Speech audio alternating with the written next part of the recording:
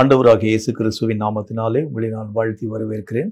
கர்த்தருடைய பெரிதான கிருபையினாலும் அவருடைய பரிசுத்தமுள்ள இரக்கங்களினாலும் கடைசி கால ஓட்டம் என்கிறதை பற்றி பல விஷயங்களில் நம்முடைய தியானத்தின் முடிவாக நாம் கற்றுக்கொண்டு வருகின்றோம். இந்த ஓட்டத்தை பற்றிதான ஒரு தெளிவு நம்முடைய வாழ்க்கையிலே காணப்பட ஆரம்பித்தால் மட்டும்தான் சரியான துவக்கத்தை துவங்கி சரியான முடிவின் மூடாக முடிக்க நம்மால் ஆகும். மற்றபடி இந்த ஓட்டத்தை பற்றியதான காரியங்களை நாம் அறியாதிருக்கிறது உண்டானால் பாதி வழியிலே நின்று போய் மகிமையான காரியங்களை இழக்கும் ஒரு மக்களாக காணப்பட ஆரம்பிக்க முடியும் என்று கர்த்தருடைய வசனத்தின் மூலமாக கற்றுக்கொள்ளலாம். இன்றைக்கும் கூட இந்த ஓட்டத்தை பற்றி சில முக்கியமான கருத்துக்களை உங்களோடு கூட நான் பேச வேண்டும் என்று ஆசைப்படுகின்றேன். இந்த ஓட்டத்துக்கு தேவையான மற்றும் ஒரு முக்கியமான ஒரு பங்கு என்ன அப்படின்னா வேதம் சொல்லக்கூடிய வார்த்தையை வாசிக்கிறேன் கேளுங்கள். நீதிமொழிகளின் புஸ்தகம் 2வது அதிகாரம் 11வது வசனம் இந்த வார்த்தையை நமக்கு சொல்கிறது. நீதிமொழிகள் 2:11 இந்த வார்த்தையை சொல்கிறது. வாசிக்கிறேன் கவனிங்க. நல் யோசனை உன்னை காப்பாற்றும், புத்தி உன்னை பாதுகாக்கும். எல்லா விஷயத்திலும் கூட ஒரு ஆழ்ந்த ஒரு யோசனையினுடைய அனுபவம். ஒரு காரியத்தை நம்ம எடுக்கிறது உண்டானால் இந்த காரியத்தினுடைய முடிவு என்னமாய் இருக்கும் என்று ஆழமாய் சிந்திக்கக்கூடிய மனம் நம்முடைய வாழ்க்கையில இருக்க ஆரம்பிச்சாதான் இந்த ஓட்டத்தை சரியான விதத்தில் ஓடி முடிக்க நம்மளால முடியும். ஒவ்வொரு காரியத்தையும் பற்றி ஒரு கால்குலேஷன். ஒரு காரியத்தை நம்ம செய்யறதுக்கு முன்னால இந்த ஒரு வேலைக்கு எவ்வளவு நாள் செல்லும், எவ்வளவு காரியங்கள் யாவற்றையும் நம்ம உருவாக்க வேண்டும். இயேசு கிறிஸ்து சொல்லும் போது கூட இதைத்தான் தம்முடைய வசனத்தின் மூலம் பேசுகின்றார். கோபுரம் கட்ட மனதாய் இருக்கக்கூடிய ஒரு மனுஷனை பற்றி அவர் சொல்லுகின்றார். அவர் செல்லும் அந்த செல்லக்கூடிய செலவுகள் யாவற்றையும் குறித்து கணக்கு பார்க்கிறான். ஒவ்வொரு காரியத்தையும் பற்றி ஒரு கால்குலேஷன். இவ்வளவு ஸ்பீடா நான் ஓடுகிறது உண்டானால் என்னுடைய முடிவு எப்படியா எத்தனை வருஷத்திற்கு பிறகு நான் முடிக்க போகிறேன். இப்படி ஒவ்வொரு காரியத்தையும் பற்றி ஒரு யோசனையான ஒரு வாழ்க்கை நம்முடைய வாழ்க்கையிலே காணப்பட ஆரம்பிச்சா மட்டும்தான் இந்த ஓட்டத்தை திறமையாக நேர்த்தியாக உங்களாலும் என்னாலும் செய்து முடிக்க முடியும்.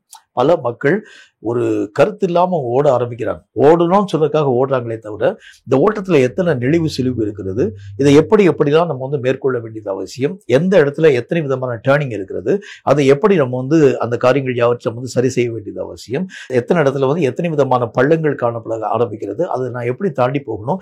இப்படி ஒரு கால்குலேஷன் இருந்துச்சுன்னா அந்த பயணம் லகுவாக உங்களாலும் என்னாலும் ஓடி முடிச்சிட முடியும். ஆனா இவைகளை பற்றி நம்ம அறியாது இருக்கிறது உண்டாலும் அந்த யோசனையே இல்லாம சும்மா நம்ம ஓடுக்கு போறோம்னு வச்சுக்கோங்களேன். யோசனையே இல்லாம நம்ம போகக்கூடிய நேரத்துல ஏதாவது ஒரு தடை வந்துச்சுனாலே உட்கார்ந்து நம்ம வேதனைப்பட ஆரம்பிச்சோம். இன்னைக்கு பல பேருடைய வாழ்க்கை நம்ம எடுத்து பார்த்தோம்னா கிறிஸ்தவ வாழ்க்கை அப்படின்னு சொன்னாலே ஜனங்கள் பேசக்கூடிய ஒரே ஒரு வார்த்தை என்னன்னா அது ஒரு கடினமான பாதை, ஒரு நெருக்கமான ஒரு பாதை, ரொம்ப கஷ்டமான ஒரு பாதை, எத்தனையோ நஷ்டங்களை சந்திக்க வேண்டிய ஒரு பாதை. நான் உங்களுக்கு சொல்றேன், இயேசு கிறிஸ்து நமக்குன்னு வச்சிருக்கக்கூடிய பாதையை மாதிரி ஒரு லகுவான பாதை ஒண்ணுமே கிடையாது. எப்படி நீங்க அப்படி சொல்றீங்கன்னு ஒருவேளை நீங்க கேள்வி கேட்கலாம். ஒரே ஒரு வழிதான் உண்டு. இயேசுவை சார்ந்து ஓடிட்டீங்கன்னா ரொம்ப ஈஸி, அவ்வளவுதான். இயேசு இல்லாம ஓடினா தான் நமக்கு பிரச்சனை. இயேசுவோடு கூட நம்ம இணைந்து நம்ம ஓட ஆரம்பிக்கிறது உண்டால இந்த பாதை மாதிரி ஒரு ஈஸியான பாதை எங்கேயும் பார்க்க முடியாது. அப்ப நமக்கு தேவையான ஒரு யோசனை, எங்கேயாச்சும் நம்ம இயேசு விட்டுட்டோமான்னு அந்த ஒரு யோசனை வந்துச்சுன்னா போதும், உடனே ஆண்டவராகிய தேவனை சார்ந்து கொண்டால் அந்த வழி எளிதா உங்களால் என்னாலும் கர்த்தருடைய நாமத்தினால கடந்து போக முடியும். இந்த மாதிரி நிறைய நேரங்கள்ல யோசனையை நம்ம இழக்க ஆரம்பிக்கும் பொழுதுதான் கர்த்தராகிய தேவன் மோசே என்கின்ற மனுஷனை நோக்கி அவர் சொல்ல ஆரம்பிக்கின்றார். இந்த இஸ்ரவேல் மக்கள் யாவரையும் பார்த்து அவங்கள என்ன சொல்றாரு, நான் எத்தனையோ விதமான மகிமையான காரியங்கள் யாவற்றையும் செஞ்சிருக்கிறேன். அவங்களால கடக்க முடியாத அந்த கடலை கடக்கக்கூடிய அளவிற்கு பெரிய ஒரு அதிசயத்தை அவங்களுக்கு முன்னால் நான் செஞ்சு காமிச்சேன். அந்த பார்வோனுடைய சேனைகள் எல்லாவற்றையும் அதே விதமான கடல்ல நான் மூழ்கடிக்க கூடிய ஒரு தேவனாக விளங்கினேன். இஸ்ரவேல் மக்களுக்கு தேவையான மன்னாவை கொடுக்க ஆரம்பிச்சேன். அவங்க கேட்கக்கூடிய காடைகளை கொடுக்க ஆரம்பிச்சேன். இத்தனை காரியங்களை செய்தாலும் இன்னும் அவர்கள் முறுமுறுக்க ஆரம்பிச்சதுனால கர்த்தர் அவர்களை பார்த்து ஒரே ஒரு வார்த்தை சொல்லுகின்றார். நேருக்கு நேரம் அவங்க என்னுடைய சாயலை பார்க்கிறாங்க. முகத்துக்கு முகமா ஆண்டவராகிய நான் அவர்களுக்கு முன்பதாக மேக ஸ்தம்பமாக நிற்கிறேன், அக்னி ஸ்தம்பமாக நிற்கிறேன். அவங்களை நான் மெய்யாகவே நடத்தி கொண்டு வர ஆரம்பிச்சாலும் கூட இன்னும் அவர்கள் என்னை முறுமுறுக்க ஆரம்பிக்கிறதுனால அவர்களை கர்த்தராகிய தேவன் பார்க்கும்போது என்ன சொல்கின்றார், இவர்கள் யோசனை கெட்ட ஜாதின்னு சொல்றார். இவங்களுக்கு அந்த ஒரு உணர்வே இல்லைன்னு சொல்றாரு. என்னை நேருக்கு நேரா பார்த்தாலும் கூட நான் இவ்வளவு தூரம் அந்த மக்களை நடத்த ஆரம்பித்தாலும் இவர்கள் ஒரு உணர்வு இல்லாத ஒரு யோசனை கெட்ட ஒரு ஜாதி என்பதை பற்றி கர்த்தர் பேச ஆரம்பிக்கிறார். அப்போ ஒரு யோசனை இருக்க ஆரம்பிக்கிறது உண்டானா நம்மளை எல்லாம் கர்த்தர் எப்படிலாம் கொண்டு வந்திருக்காருன்னு சொல்லக்கூடிய அந்த நினைவு வர ஆரம்பிக்கிறது உண்டானால் கர்த்தராகிய தேவனை ஒரு நாளும் உங்களாலும் என்னாலும் மறுதலிச்சே போக முடியாது. கர்த்தர் மேல இன்னும் உங்களுக்கு அன்பு கூட்டிட்டு தான் போகுமே தவிர அன்பை இழக்கக்கூடிய எந்த விதமான காரியமும் நம்முடைய வாழ்க்கையிலே வரவே வராது. அப்ப அந்த நல்ல யோசனை நம்முடைய வாழ்க்கையிலே ஒவ்வொரு நாளும் காணப்படணும். அதனால தான் வசனம் என்ன போட்டிருக்கு, நல் யோசனை உன்னை காப்பாற்றும். ஏன்னா அந்த ஒரு யோசனை நம்முடைய வாழ்க்கையில் இருக்கும்போது தான் கர்த்தர் செய்த எந்த விதமான உபகாரத்தை மறவாத அந்த ஒரு யோசனை, கர்த்தர் நமக்கு பாராட்டின எல்லா விதமான நன்மைகளை மறவாத ஒரு மனம் நம்முடைய வாழ்க்கையில் இருக்கிறது உண்டானால் அது நம்மை எல்லா காலத்திலும் கர்த்தராகிய தேவனோடு கூட ஒன்றாக இணைக்கக்கூடியதாக, யோசனை நிறைந்த ஒரு மனிதனாக உங்களையும் என்னையும் உருவாக்குகிறது மட்டுமல்லாமல் அது நம்மை பாதுகாக்கக்கூடியதாக விளங்க ஆரம்பிச்சிடும். அப்ப வேதத்துல நல்ல யோசனை நம்முடைய வாழ்க்கையிலே காணப்படணும்.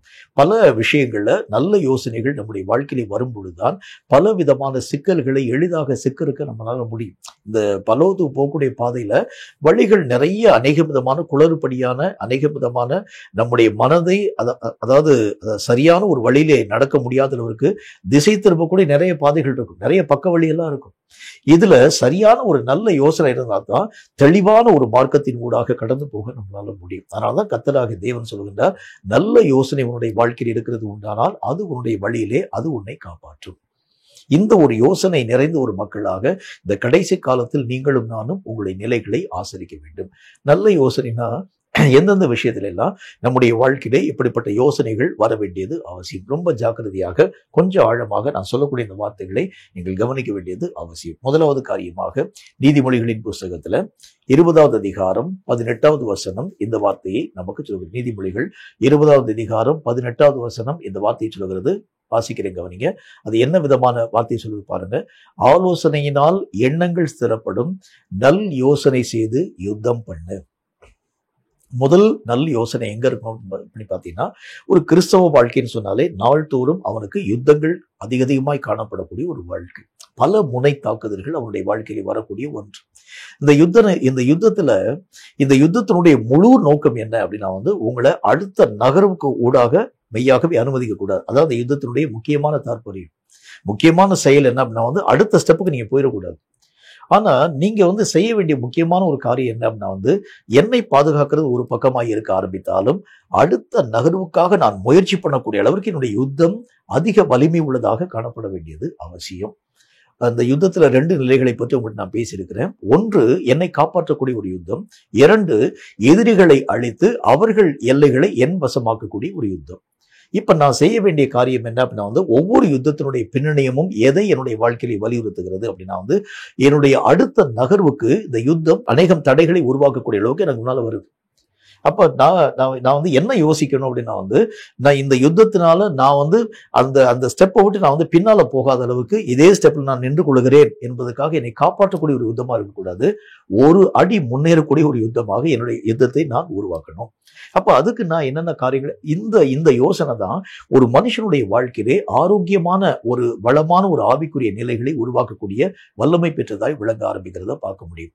தன் மட்டிலே தன்னுடைய எல்லா விதமான காரியங்களை விளக்கக்கூடாது இருக்கக்கூடிய ஒரு மக்களாய் மட்டுமல்ல, தன்னுடைய பக்கத்திலே நஷ்டத்தை அவங்க வாழ்க்கையில அனுமதிக்க கூடாது. எதிரி படைகளையும் அதுக்காக இந்த மக்கள் சும்மா விடக்கூடாது. எதிரிகளையும் அழித்து தங்கள் படைகளையும் அவர்கள் இழக்க கொடுக்காது இருக்கக்கூடிய யுத்தம் தான் சரியான ஒரு யுத்தம். இதுக்கு தகுதியான நல்ல யோசனை நமக்கு வேணும். யோசனை இல்லாம ஏதாச்சும் ஒரு காரியத்தை நம்ம பயன்படுத்துகிறது உண்டானால் ஏதாகிலும் ஒரு நஷ்டம் என்னுடைய வாழ்க்கையிலே உருவாக்கப்பட ஆரம்பிக்கிறத பார்க்க முடியும். இயேசு கிறிஸ்து வாழ்ந்த அந்த வாழ்க்கையை பாருங்களேன். ஒரு நஷ்டமாகிலும் இயேசுனுடைய வாழ்க்கையிலே காணப்பட்டது உண்டா அப்படின்னு பார்த்தா இல்லவே இல்லை. ஒவ்வொரு நகர்வையும் ஆண்டவராகிய தேவன் யோசனை பண்ணி கரெக்டா நகர்த்தக்கூடியவராய் விளங்க ஆரம்பித்தார். அதுல ஒரு தடுமாற்றம் கூட இல்லை. பிசாசு எந்த மார்க்கத்துல வர ஆரம்பிச்சாலும் சரி, பிசாசு எந்த ரூபத்துல வர ஆரம்பிச்சாலும் சரி, ஒருவேளை ஆண்டவராகிய இயேசுனுடைய சீஷர்களுடைய வடிவாக சாத்தான் பேசும்படிக்காய் வர ஆரம்பிச்சாலும் சரிதான், ஒருவேளை சூழ்நிலைகளின் மூலமாய் வரக்கூடியவனை போல கடந்து வர ஆரம்பிச்சாலும் சரிதான், ஒருவேளை பரிசேய சதுசேய மக்களின் மூலமாய் வரக்கூடியவனாய் காணப்பட ஆரம்பிச்சாலும் சரிதான், எப்படிப்பட்ட ரூபத்திலே சாத்தான் வர ஆரம்பித்தாலும் சாத்தானுடைய ஒவ்வொரு காரியங்களையும் புரிந்து கொள்ளக்கூடிய யோசனை பண்ணக்கூடியவராய் இயேசு கிறிஸ்துவினுடைய நிலைகள் காணப்பட ஆரம்பித்தது. அந்த யோசனையினாலதான் சாத்தானுடைய ஒவ்வொரு நகர்வையும் ஆண்டவராகிய தேவன் கண்காணிக்க துவங்க ஆரம்பித்தார். சாத்தான் வானத்திலிருந்து மின்னலை போல விழுகிறது நான் பார்க்கிறேன். அந்த சொன்னதுக்கு காரணம் அந்த யோசனை. ஒவ்வொரு காரியத்திலும் ஒரு நகர்விலும் ஒரு யோசனை நம்முடைய வாழ்க்கையில வரணும். அப்ப நல்ல யோசனைனா என்ன அர்த்தம் அப்படின்னா ஒரு யுத்தத்துக்கு நம்ம போகிறோம் என்று சொன்னால் யுத்தத்துல போயிட்டு ஏதாகிலும் ஒரு பொருளை நீங்களும் நானும் மறந்து வச்சிடக்கூடாது. ரொம்ப ஜாக்கிரதையா இருக்கணும். யுத்தத்துக்கு நீங்க போறீங்க, ரைட், போகக்கூடிய நேரத்துல என்னென்ன விதமான காரியம்னா உங்களுக்கு தேவைப்பட ஆரம்பிக்கிறது, அதுல ஒரு யோசனை இருக்கணும். யுத்தத்துக்கு உரிய ஆயுதம் எனக்கு சரியா இருக்கா பார்க்கணும். ரெண்டாவது, யுத்தத்துக்கு தேவையான ஆகாரம் எனக்கு இருக்கா பார்க்கணும். யுத்தத்துக்கு தேவையான தண்ணீர் எனக்கு இருக்கா பார்க்கணும். யுத்தத்துக்கு எனக்கு தேவையான ஆயுதங்கள் யாவற்றையும் சுமந்து வரக்கூடிய அநேக விதமான காரியங்கள் என் கூட வருதா அதை பார்க்கணும். என்னுடைய நண்பர்கள் எனக்கு பக்கத்துல சுற்று வட்டாரத்துல கூட இருக்கிறாங்களா, அதாவது அந்த அந்த மக்களை விட்டு நான் தூரமாய் விலகாத அளவிற்கு, ஏன்னா அவங்களுடைய பாதுகாப்பு எனக்கு வேணும். இப்படி ஒவ்வொரு காரியத்தையும் ஒரு மனிதன் ஒரு நகர்வுகள் யாவற்றையும் ஆலோசனை பண்ணியே நகர்த்த துவங்க ஆரம்பிக்கிறார். இதுதான் நல்ல யோசனை செய்யக்கூடிய ஒரு யுத்தம். நல்ல யோசனை செய்யாத ஒரு யுத்தம் எப்படிப்பட்டதா இருக்கும் அப்படின்னு பார்த்தீங்கன்னா, ஒரு நாள்ல தாவீதுக்கு கீழே இருக்கக்கூடிய அந்த மனுஷன் யுத்தத்துக்காக தன்னுடைய ஜனங்கள் யாவற்றையும் அனுமதிக்க ஆரம்பிக்கிறான். நீங்க கோட்டைக்கு பக்கத்துல போய் யுத்தம் பண்ணுங்கன்னு சொல்றாரு. தாவீது என்கிற மனுஷன் சொல்லியிருந்தானா கோட்டைக்கு பக்கத்துல போகாதீங்கன்னு சொல்லிட்டு பாரு. கோட்டைக்கு மேல இருக்கக்கூடிய அநேக விதமான வில்லாளிகள் உங்க மேல வில்ல, அதாவது அந்த அம்பை வச்சு எஞ்சிருவாங்க. ஆகவே கோட்டைக்கு பக்கத்துல போகாதீங்கன்னு சொல்லி தாவீது கேட்டுவாரு என்பதற்காக தாவீதுக்கு இந்த காரியம் மறைக்கப்பட்டு அங்க இருக்கக்கூடிய அந்த தலைமை பொறுப்பிலே காணப்படக்கூடிய அந்த யுத்த வீரன் சொல்றார், அந்த கோட்டைக்கு பக்கத்துல போய் நீ சண்டைக்கு போகும். தாவீதினுடைய படையில காணப்படக்கூடிய நிறைய ஜனங்கள் இந்த வில்லினாலே மெய்யாகவே பாதிக்கப்பட்டு செத்து போயிட்டாங்க. தாவீதுகிட்ட போய் சொல்லணும். தாவீதுகிட்ட போய் சொல்லக்கூடிய நேரத்துல தாவீது அந்த காரியங்களை குறித்து ரொம்ப கடிந்து கொள்வான் என்பதை பற்றி அறிந்து சில மாற்று கருத்துக்களை பேசி தாவீதினுடைய மனதை வேறுபடுத்த ஆரம்பிக்கிறத பார்க்க முடியும். இது ஏன் உங்களுக்கு சொல்றேன்னா, ஒரு யுத்தத்துக்கு போகணும்னா ஒரு யோசனை நமக்கு இருக்கணும். என்ன யோசனை இருக்கணும்? எங்க இருந்து நான் யுத்தத்துக்குள்ள போகணும்? அந்த கோட்டைக்கு சமீபமா போனா நான் என்னுடைய காரியங்களை இழக்க கொடுத்துருவேன். என்னுடைய படைகளிலே பலவிதமான மக்களை இழக்க ஆரம்பிச்சிருவேன். ஆகவே ஒவ்வொரு காரியத்திற்கும் ஒவ்வொரு நகர்வுக்கும் ஒரு யோசனை எனக்கு வேணும். இந்த ஒரு யோசனை என்னுடைய வாழ்க்கையிலே காணப்படாது. ஏன்னா இது இந்த இறுதிக்கட்ட ஒரு நகர்வு, இறுதிக்கட்ட ஒரு ஓட்டம். இந்த ஓட்டத்தில் பயணிக்கக்கூடிய நீங்களும் நானும் ரொம்ப ஜாக்கிரதையாக எதையும் இழக்கவும் கூடாது, எதையும் விட்டுறவும் கூடாது. எதிரியினுடைய காரியங்களை நம்ம தாக்கணும். ஒவ்வொரு நாளும் ஒவ்வொரு அடிச்சுவடு நீங்களும் நானும் முன்னேறணும். இதுதான் அந்த யோசனையோடு கூட செய்யக்கூடிய ஒரு யுத்தம். இந்த நிலைகளோடு கூட நம்ம வாழ ஆரம்பித்தால் மட்டும்தான் தேவனாகிய கர்த்தருடைய திட்டத்தினுடைய இலக்கை எட்ட உங்களாலும் என்னாகும் ஆகும். மற்றபடி எடுத்தோம் கவுத்தோம் சொல்லக்கூடிய ஒரு வாழ்க்கை வாழுகிறது உண்டானால் நிச்சயமா இந்த ஆவிக்குரிய ஓட்டத்துல இறுதி கட்டம் வரைக்கும் ஓட நம்மளால முடியாது. உங்களால என்னாலும் முடியாது. ஏன்னா நிறைய மக்களுடைய வாழ்க்கையை நம்ம பார்க்கிறோம். அவங்களாம் தூங்குறது நல்ல ஒரு துவக்கத்தை தான் தூங்குனாங்க, நல்லா தான் வந்தாங்க. ஆனா இப்போ நிறைய பேருடைய வாழ்க்கை, அந்த நிறைய பேரையும் உங்களால என்னன்னு பார்க்கவே முடியல. நிறைய ஊழியக்காரனுடைய காரியத்தை காணோம். காரணம் என்ன என்று சொன்னால், சரியான யோசனையற்ற நகர்வுகள் அவர்களை வீழ்த்தக்கூடியதாய் விளங்கிற்று. அவர்களுடைய ஆவிக்குரிய ஓட்டத்தை தடுக்கக்கூடியதாய் காணப்பட ஆரம்பிச்சது. அவங்களுடைய சாட்சியை இழக்கக்கூடிய அளவுக்காக இப்ப நான் உங்களுக்கு ஏற்கனவே சொன்னது மாதிரி, என்னுடைய ஆயுதத்தை நான் இழந்துடக்கூடாது, என்னையும் நான் காப்பாற்ற வேண்டும், எதிரிகளையும் நான் அழிக்க வேண்டும், எதிரினுடைய அந்த தானியத்தை என் வசமாக மாற பண்ணணும். இத்தனை விஷயத்த ஒரு போர் வீரன் செய்யணும். இதுக்கு அவனுக்கு என்ன தேவை அப்படின்னா, உடனே அவனா இயங்கக்கூடிய ஒரு மனுஷனாய் அல்ல, ஒவ்வொரு காரியத்துக்கும் அவன் பிளான் பண்ணணும். ஒவ்வொரு திட்டத்தையும் அவன் போடணும். இந்த எதிரியினுடைய தாக்குதல்கள் எப்படி இருந்து வரப்போகுது, இதுக்கு நான் என்னை காப்பாற்ற வேண்டும், நான் என்ன செய்யணும், இதுக்கு ஒரு யோசனை எனக்கு இருக்கணும். எதிரியினுடைய ஆயுதங்கள் எப்படி வரப்போகிறது, மறைவிலிருந்து வரக்கூடிய எதிரிகள் எப்படி வரப்போறாங்க, மறைவிலிருந்து தாக்கக்கூடிய தாக்குதல்கள் எப்படி வரப்போகிறது, இப்படி ஒவ்வொரு காரியத்தையும் நான் கண்காணிக்க ஆரம்பிச்சாதான் யுத்தத்திலே நான் எதிரியை தோற்கடிக்கக்கூடியவனாக, என்னுடைய ஒரு அடிச்சுவடுகளை முன்னேற்ற பாதையிலே நடத்தக்கூடியவனாக விளங்க முடியுமே தவிர, இல்லாட்டி நான் நின்ன நிலைமையில கடைசி வரைக்கும் நிற்பனே தவிர ஒரு நகர்வும் ஒரு முன்னேற்றம் என்னுடைய வாழ்க்கையில வராது. இந்த கடைசி கால ஓட்டம், இந்த ஓட்டத்துல ஒவ்வொரு அடிச்சுவடுகள் எடுக்கிறதுக்கு முன்பதாக பல யோசனைகளை செய்து, அதிலும் குறிப்பாக நல்ல யோசனை நடத்தும். வெற்றியை தரக்கூடிய யோசனை தான் நல்ல யோசனை.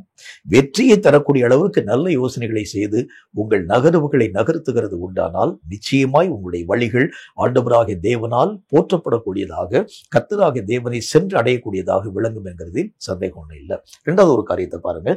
கர்த்தருடைய வேதம் மற்றும் ஒரு வார்த்தையை நமக்கு சொல்ல ஆரம்பிக்கிறது. கலாத்தியருக்கு எழுதப்பட்டிருந்த அதுல 1வது அதிகாரம் 16வது வசனம் இந்த வார்த்தையை நமக்கு சொல்கிறது. கலாத்தியர் 1வது அதிகாரம் 16வது வசனத்தை வாசிக்கிறேன், கவனிங்க.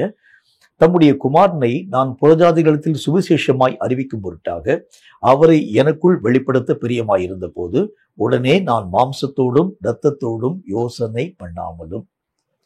இரண்டாவது காரியம் என்ன அப்படின்னா, நமக்கு இருக்கக்கூடிய முக்கியமான ஒரு பெரிய பிரச்சனை என்ன அப்படின்னா, நம்ம கூடவே இருக்கக்கூடிய நம்முடைய சொந்த மாம்சம். இது பலவிதமான யோசனைகளை நம்முடைய வாழ்க்கையிலே பேசக்கூடியதாக விளங்குகிறது. ஏன்னா இந்த உலகத்தில் நம்ம கற்றிருக்கக்கூடிய கல்விகள், நம்முடைய அனுபவத்தின் மூலமாய் வந்த அந்த அனுபவ அறிவுகள், நிறைய பேர் நமக்கு சொல்லிக் கொடுத்திருக்கக்கூடிய அநேகம் பாடங்கள், இதெல்லாம் நம்முடைய மனதிலே பதிந்திருக்கக்கூடிய ஒன்று. இப்ப ஏதாச்சும் ஒரு ஆவிக்குரிய பிரச்சனை வரக்கூடிய நேரத்துல இவைகள் முதல் காரியமாய் மேலெழும்பி வந்து இவைகள் நமக்கு யோசனைகள் யாவற்றையும் தர ஆரம்பித்து விடுகிறது. இந்த காரியத்தை தீர்க்கணும்னா இந்த வழியை நீ பயன்படுத்து, இந்த காரியத்தை தீர்க்கணும்னா இந்த ஒரு மார்க்கத்தின் ஊடாக கடந்து போ, இந்த காரியத்தை நீ வந்து சால்வ் பண்ணணும்னு சொன்னா இத்தனை விதமான கடன்களை இந்தந்த வழியில நீ வாங்க வேண்டும். இப்படி என்னுடைய அனுபவ அறிவு என்னோடு கூட பேச ஆரம்பிக்கிறது. முதல் விஷயத்தை நீங்க நல்லா புரிஞ்சுக்குங்க. உங்களுடைய யோசனை நல்ல யோசனை இருக்கணும்னா ஆவிக்குரிய விஷயத்திற்கு மாம்ச யோசனைகள் 100% உடன்படாத ஒன்று. ஆவிக்குரிய காரியமே என்டையர் டிஃப்ரெண்ட். மாம்சத்தினுடைய காரியம் வேற வேற மார்க்கும். இதனுடைய எந்த அறிவும் அந்த ஆவியிலே மெய்யாகவே கடந்து வருகிறது உண்டானால் உங்கள் ஆவி நஷ்டப்பட ஆரம்பிச்சிடும். இந்த மாம்சத்தினுடைய புரிந்து கொள்ளுதல் வேற, ஆவியினுடைய புரிந்து கொள்ளுதல் வேற.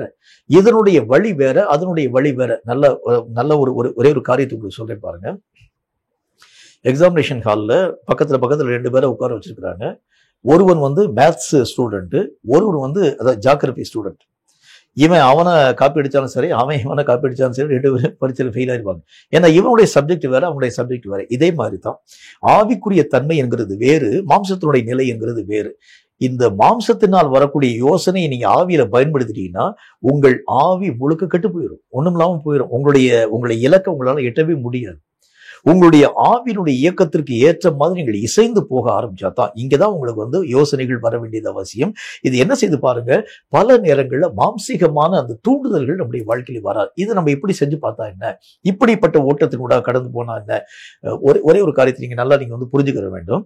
அதாவது இப்படி பார்த்துட்டு ஒருவேளை இந்த ஒரு வழி தப்பா இருந்துச்சுன்னா இந்த வழியை மாத்துக்கிறவே நீங்க சொல்ல முடியாது. ஒரு வழியில போயிட்டுன்னா அவ்வளவுதான், முடிஞ்சு போயிடுச்சு, அவ்வளவுதான். அதுக்கப்புறம் வந்து வழியை மாற்றுகிறது எல்லாம் முடியாது. அதாவது வசனத்திலே ஆண்டவராகிய தேவன் எபிரேயருக்கு எழுதப்பட்ட நிருபத்தில் சொல்லும்போது, ஒரு தடவை நீங்க பிரகாசிக்கப்பட்டீங்க, பரம ஈவை ருசி பார்த்துட்டீங்க, அப்புறம் வந்து இனி வரக்கூடிய ராஜ்யத்தை பற்றிதான எல்லா காரியங்களையும் நீங்கள் தெரிந்து கொண்ட பிறகு நீங்கள் மீண்டும் கர்த்தராகிய தேவனை விட்டு விலகினால் 2வது சான்ஸ் கிடையாது, மறுபடியும் புதுப்பிக்கிறது கூடாது. அவ்வளவுதான், முடிஞ்சு போச்சு. அப்ப இதுல வந்து நமக்கு வந்து மாற்றுக்கிறதே கிடையாது. ஒரே ஒரு காரியம் தான், ஒரு ஆப்ஷன் தான். அப்ப இந்த ஆப்ஷனை நீங்க எப்படி எடுக்கிறீங்க, அதுதான் ரொம்ப முக்கியம். இங்கதான் நமக்கு யோசனை இருக்கணும். இதுல நீங்க மாம்சத்துல யோசனை பண்ணி அதுக்குரிய தீர்வுகளை எடுக்கிறது உண்டானால் ஆவிக்குரிய தன்மைகளை எழுந்துருவீங்க. ஆவிக்குரிய அந்த மகிமையை உங்க வாழ்க்கையில பெற முடியாது. ரொம்ப ஜாக்கிரதையா இருக்கணும். நிறைய பேருடைய வாழ்க்கை இந்த நாட்கள்ல பிரகாசிக்க முடியாம விழுந்து போனதுக்கு மூல காரணமே அதுதான். மாம்சீகத்துல பலவிதமான யோசனைகளை அவங்க செய்ய ஆரம்பிச்சிடறாங்க. மாம்சீகத்துல ஆவிக்குரிய தன்மைகள் யாவற்றையும் அவங்க வந்து அதுக்குரிய ஒவ்வொரு விதமான வழிமுறைகள் யாவற்றையும் அவங்க வந்து ஆசரிக்க ஆரம்பிக்கிறாங்க. இதுதான் பெரிய ஒரு கஷ்டம், பெரிய ஒரு நஷ்டம். அதனால வந்து கர்த்தர் சொல்லுவார், அந்த நாட்கள் வந்து அநேகர் வந்து என்னை நோக்கி கர்த்தாவே கர்த்தாவேன்னு சொல்லுவாங்க, உங்களுடைய நாமத்தில் நான் தீர்க்கதரிசனம் சொன்னோன்னு சொல்லுவாங்க, நான் உங்களை அறியேன்னு சொல்லுவேன். ஏன்னா நீங்க ஆவிக்குரிய விஷயத்த மாம்ச யோசனைனால நீங்க வந்து அந்த காரியங்கள் யாவற்றையும் நீங்க வந்து அதுக்குரிய கிரிகள் யாவற்றையும் செஞ்சீங்க. ஆகவே நான் உங்களை அறிய மாட்டேன்னு சொல்லிடுவார், கர்த்தர் பேசுவார். இதனுடைய தன்மை வேற, அதனுடைய தன்மை வேற. நல்ல ஆழமா புரிஞ்சுக்கங்க. அப்ப முக்கியமான காரியம் என்ன, இதுலதான் நமக்கு ஒரு யோசனை வேணும்.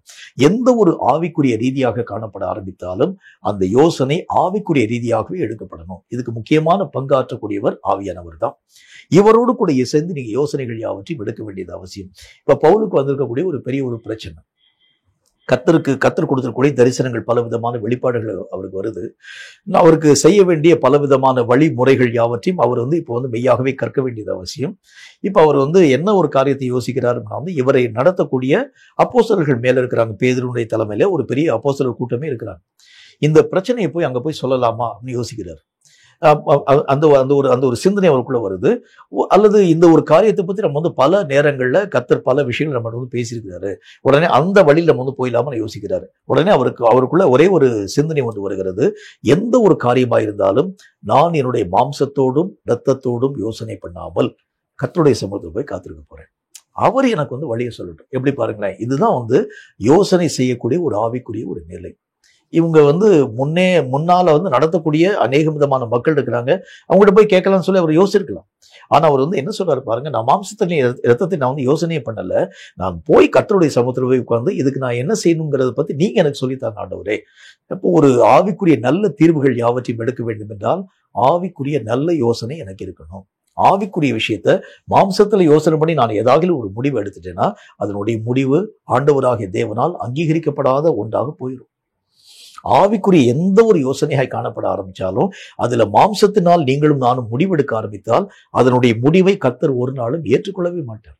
அது மூலமா ஒருவேளை ஜனங்கள் வரலாம், ரட்சிக்கப்படலாம். கர்த்தராகிய தேவனுடைய மகிமையான காரியங்களை ஜனங்கள் ஏற்றுக்கொள்ளக்கூடிய அளவுக்கு சபையில கூட அநேக விதமான மக்கள் சேர்க்கப்பட ஆரம்பிக்கலாம். ஆனால் கர்த்தர் அவைகளை ஏற்றுக்கொள்ள மாட்டார். அந்த ஏற்கனவே அந்த சொன்னப்பட்ட அந்த வசனம் மாதிரி அந்த காரியத்தின் மூலமாய் தீர்க்க தரிசனம் சொல்லலாம், அற்புதங்களை செய்யலாம், பிசாசுகளை துரத்தலாம், ஆனால் கர்த்தர் ஏற்றுக்கொள்ள மாட்டார். அது இதே விதமான காரியத்தை தான் இங்க நம்ம அப்ளை பண்ணணும். அப்போ ஒவ்வொரு காரியத்தினுடைய யோசனைகளும் நம்முடைய வாழ்க்கையிலே நல்ல யோசனைகளாக காணப்பட ஆரம்பிச்சா மட்டும்தான் தேவனாகிய கர்த்தரால் அவைகள் எல்லாம் முழு அங்கீகரிப்புக்கு பாத்திரமுள்ளதாக விளங்க ஆரம்பிக்கும் என்கிறதில் சந்தேகம் ஒன்றில்லை. மூணாவது ஒரு காரியத்தை பாருங்க, ரொம்ப முக்கியமான ஒரு விஷயம். 1 சாமுவேலின் புஸ்தகத்துல அது 25வது அதிகாரம் 33வது வசனம் இந்த வார்த்தையை நமக்கு சொல்கிறது. 1 சாமுவேலின் புஸ்தகம் 25வது அதிகாரம் 33வது வசனம் இந்த வார்த்தையை நமக்கு சொல்கிறது. அதை நான் உங்களுக்காக வாசிக்கிறேன். அது என்ன சொல்றதுன்னு பாருங்க. நீ சொல்லிய யோசனை ஆசீர்வதிக்கப்படுவதாக. நான் இரத்தம் சிந்த வராதபடிக்கும் என் கையை பழி வாங்காதபடிக்கும் நீ இந்த தினம் எனக்கு தடை பண்ணினபடினால் நீயும் ஆசீர்வதிக்கப்படுவாயாக.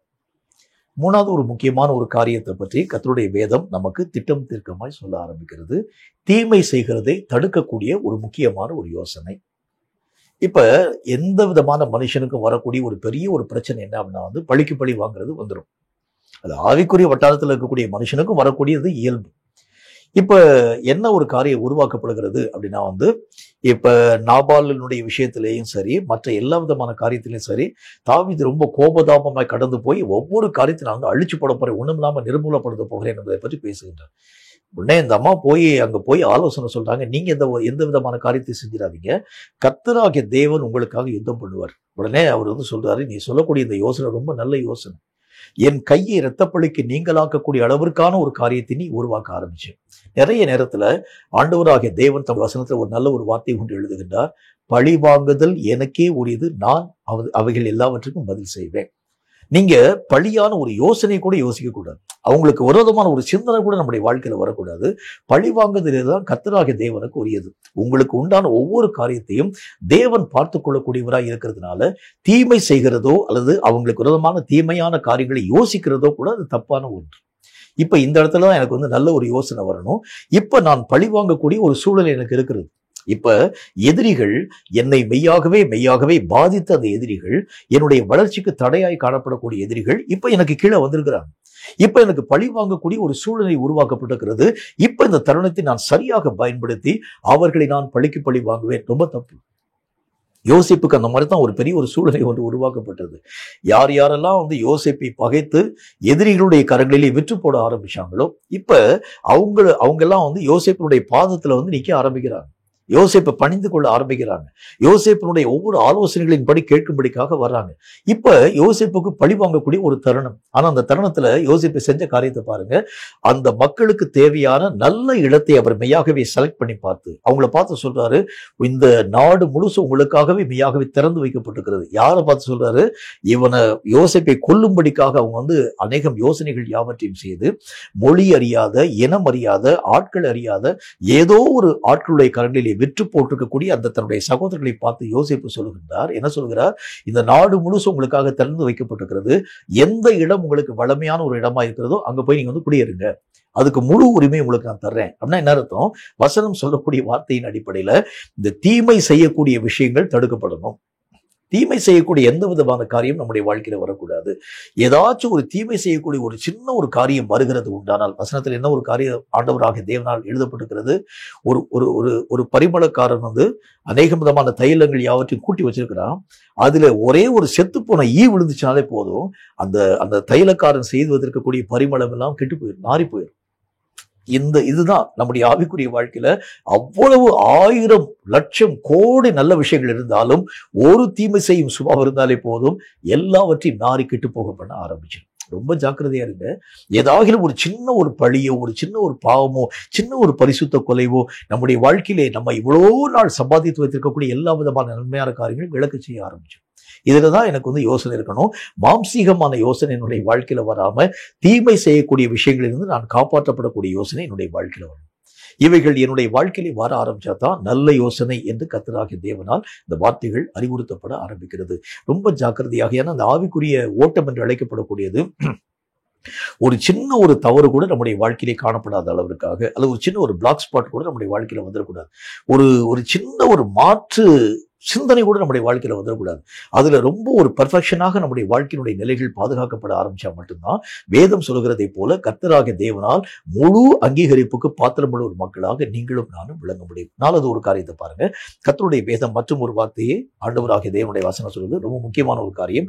நீதிமொழிகளின் புஸ்தகம் 16வது அதிகாரம் 3வது வசனம் இந்த வார்த்தையை நமக்கு சொல்கிறது. நீதிமொழிகளின் புஸ்தகம் 16வது அதிகாரம் 3வது வசனத்தை வாசிக்கிறேன். அது என்ன வார்த்தை நமக்கு சொல்லுது பாருங்க.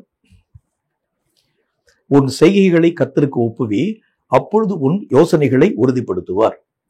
கர்த்தருடைய வேத புஸ்தகத்தில் ஆண்டவராகிய தேவன் நமக்கு சொல்லுகின்றார், எல்லா காரியங்களையும் கர்த்தராகிய தேவனுக்குள் நீங்க செய்யுங்க. அதுதான் முக்கியமான ஒரு காரியம். நம்முடைய யோசனைகள் எல்லாம் உறுதியாக்கப்பட வேண்டும் என்று சொன்னால் செய்யப்படும் எல்லா செயல்களும் தேவனுக்குள் செயல்படுத்தப்பட வேண்டியது அவசியம். ஜெபம் பண்ணாலும் தேவனுக்குள்ள செய்யுங்க, ஊழியம் பார்த்தாலும் கர்த்தருக்குள்ள ஊழியம் பாருங்க. கர்த்தருடைய எல்லையை விட்டு எங்கேயும் நீங்களாலும் வெளியே போயிடக்கூடாது. அந்த எல்லைகளை கடந்து போகும் பொழுதுதான் நம்முடைய வாழ்க்கையில் நிறைய பிரச்சனை வந்துடும். அந்த எல்லைகளுக்குள் இருக்கக்கூடிய வரைக்கும் நீங்கள் பாதுகாப்பு வளையத்துக்குள்ள இருக்கிறீங்க. கர்த்தருக்குள்ள நீங்க நிலையாக நீங்க மெய்யாகவே காணப்பட ஆரம்பிக்கிறீங்க. உங்க யோசனை எல்லாம் கர்த்தராகிய தேவனுடைய யோசனையாக, உங்களுடைய பார்வையெல்லாம் கர்த்தராகிய தேவனுடைய பார்வையாக, உங்களுடைய எல்லா விதமான வாஞ்சையும் ஆசையும் விருப்பமும் கர்த்தராகிய தேவனுக்குள் உருவாக்கப்படக்கூடியதாக காணப்படுமே தவிர அதுல மாற்று கருத்து ஒண்ணுமே வராது.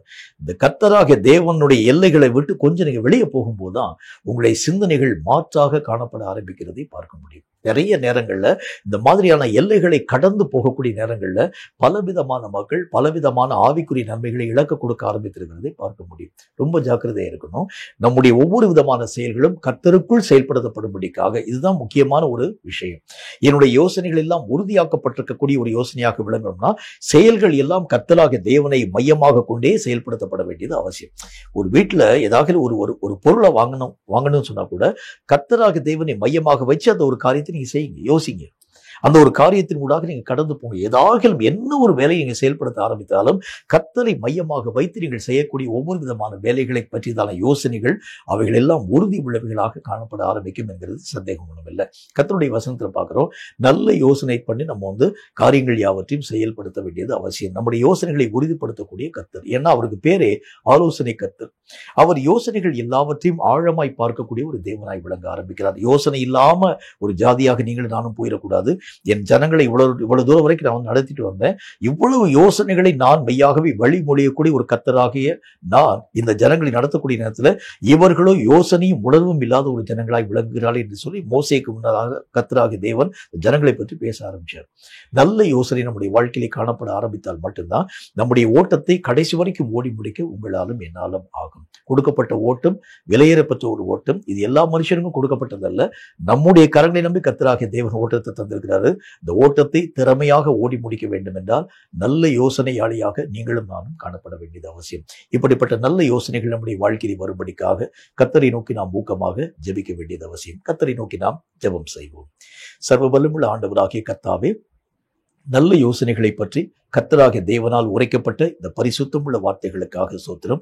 யுத்தம் பண்ணக்கூடிய ஒவ்வொரு காரியத்திலும் ஒரு யோசனை, மாம்சீக யோசனைகள் எல்லாவற்றையும் புறக்கணிக்கக்கூடிய ஒரு வாழ்க்கை, தீமை செய்யக்கூடிய ஒவ்வொரு காரியங்களையும் தடுக்கக்கூடிய ஒரு நிலை, எதை நாங்கள் செயல்படுத்த ஆரம்பித்தாலும் தேவ பலத்தோடு கூட செயல்படுத்தக்கூடிய ஒரு நல்ல யோசனை எங்கள் வாழ்க்கையிலே உருவாக்கப்பட வேண்டும் என்கிறதை பற்றி கர்த்தனை திட்டமும் தீர்க்கமாக பேசி சொன்ன ஒவ்வொரு வார்த்தைக்காக சோத்திரம். இந்த வார்த்தைகளை கேட்கக்கூடிய உங்களுடைய பிள்ளைகள் தங்களுடைய வாழ்க்கையிலே மாம்சத்தோடும் இரத்தத்தோடும் ஆலோசனை பண்ணாமல் கர்த்தராகிய தேவனுடைய கிரியைகளுக்கு இசைந்தவர்களாக தங்கள் யோசனைகள் யாவற்றையும் ஆண்டவராகிய தேவனுடைய நாமத்தினால் ஆவிக்கேற்ற வண்ணமாய் உருவாக்கி ஒவ்வொரு நகர்வையும் நல்ல யோசனைப்படி நகர்த்தி தேவ திட்டங்களை நிறைவாக்க இந்த வார்த்தைகளை கேட்கக்கூடிய ஒவ்வொரு பிள்ளைகளுக்கும் கிருபை தந்து ஆசீர்வதிக்க வேண்டும் என்று நாங்கள் கர்த்தாவை ஜெபிக்கிறோம். அப்பா, இது ஒரு முறை கொடுக்கப்பட்டிருக்கக்கூடிய ஓட்டம். இந்த ஓட்டத்தை ஒரு நாளும் நாங்கள் தவற விட்டு விடாத அளவிற்கு திறமையாக ஓடி தேவனுடைய நாமத்தை மகிமைப்படுத்த ஒவ்வொருவருக்கும் கிருபை தந்து ஆசீர்வதிக்க வேண்டும் என்று இயேசு கிறிஸ்துவின் நாமத்தினால் வேண்டிக் கொள்கிறோம் எங்கள் பரிசுத்தமுள்ள பிதாவே.